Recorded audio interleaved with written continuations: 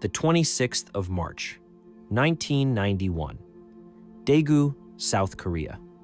It was a public holiday, Election Day. In a small neighborhood at the foot of Mount Waryong, 5 boys aged 9 to 13 headed out together. Their plan sounded innocent enough. They said they were going to collect salamander eggs. Their families expected them back in a few hours, but they never returned. That evening, as darkness settled over the neighborhood, their parents knew something was terribly wrong. They grabbed flashlights and rushed into the hills, calling their sons' names into the night. Soon, neighbors joined in, their voices echoing across the mountain. But there was only silence. By midnight, the police were involved. Officers spread across Mount Waryong, combing the forest trails.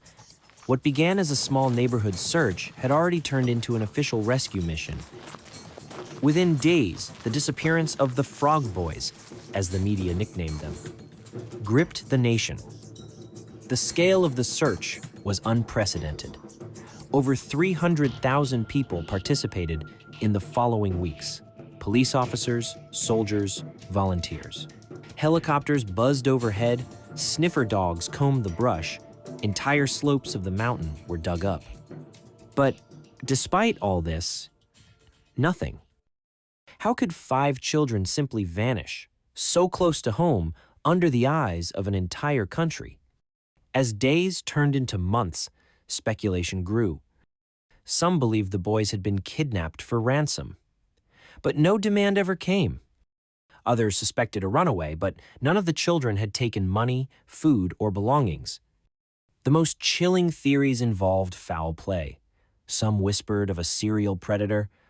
Others pointed at the nearby military base, suggesting the boys might have accidentally discovered something they weren't supposed to see. For the families, every rumor was torture. For years, the parents refused to stop. They printed and distributed hundreds of thousands of leaflets. They stood in front of television cameras, begging for answers. They traveled the country chasing false sightings. Every time someone claimed to have seen 5 boys walking down a road or playing in another city, the parents rushed there only to find nothing. The case became a national scar, symbolizing both the fragility of children's safety and the failure of authorities to protect them. And then, 11 years later, fate delivered the most tragic revelation. A local man searching for acorns on Mount Waryong stumbled across human remains. He called the police. What they uncovered would horrify the nation. It was the 5 boys, buried beneath shallow dirt and stones, less than 2 kilometers from their homes right on the mountain that had been searched so many times before. The condition of the remains shocked investigators. When forensic teams examined the skeletons, they noticed disturbing signs of violence. Several skulls had wide fractures, consistent with blunt force trauma, the kind caused by a heavy object striking the head. At least one skull showed 2 small, perfectly round holes, the size and shape of bullet wounds, but no bullets were ever recovered, leaving investigators unsure whether they were gunshots or punctures from a sharp instrument. And across multiple skulls, investigators found a chilling pattern: repeated X-shaped fractures. The damage was too precise, too consistent, to be caused by falling rocks or natural decay. It suggested the boys were struck with a sharp, angled metal tool, something capable of leaving identical intersecting marks again and again. Experts debated whether the holes could have come from a firearm or from something else entirely. Some theorized the weapon might have been a metal tool with pointed ends sharp enough to punch through bone. This uncertainty only deepened the mystery.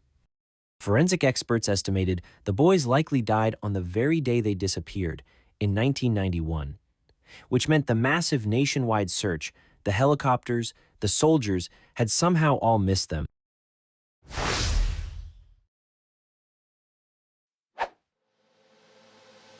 Perhaps the boys encountered an angry adult, a hunter, a local resident, and were killed in the heat of the moment. The killer, panicked, covered the bodies with soil. But how could such a shallow grave go undetected in so many searches? Mount Waryong was close to a military shooting range. The bullet-like holes fueled speculation that the boys were accidentally shot during military training exercises and the crime covered up. But no solid evidence ever surfaced.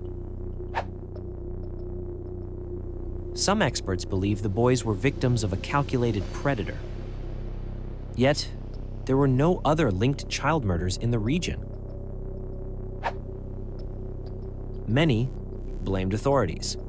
How could they miss 5 bodies so close to home? Some accused the police of incompetence, others hinted at deliberate mishandling to protect powerful interests. By 2006, just 4 years after the discovery, the statute of limitations expired. Under Korean law at the time, no one could be prosecuted for the murders, even if a suspect was identified.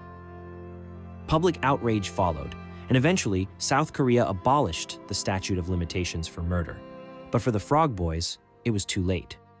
And yet, the story did not end there. In 2022, more than 30 years after the boys disappeared, a post surfaced on a popular Korean online forum called NatePan. An anonymous user claimed to know the weapon that killed the Frog Boys, a vernier caliper, a precision measuring tool sharp and heavy enough to pierce bone.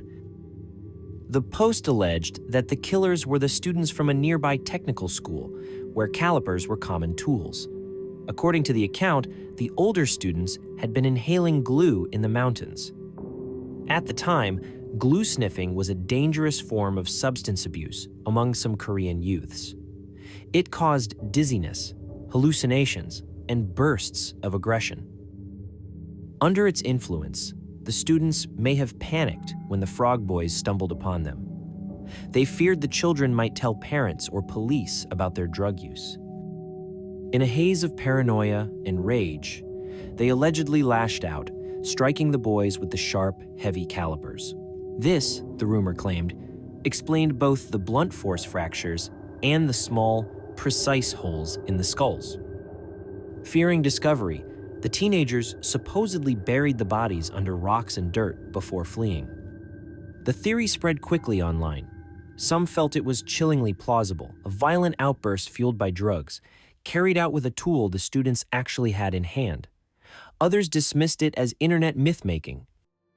But true or not, this revelation surfaced far too late. The law's time limit had already passed. Justice was impossible.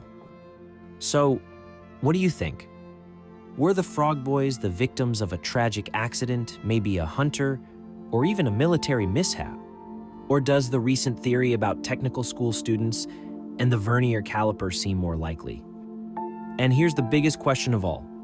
If their bodies were buried in such shallow ground, why did no one find them despite years of searches by soldiers, police, and volunteers? Was it incompetence or something more deliberate? Share your thoughts in the comments below.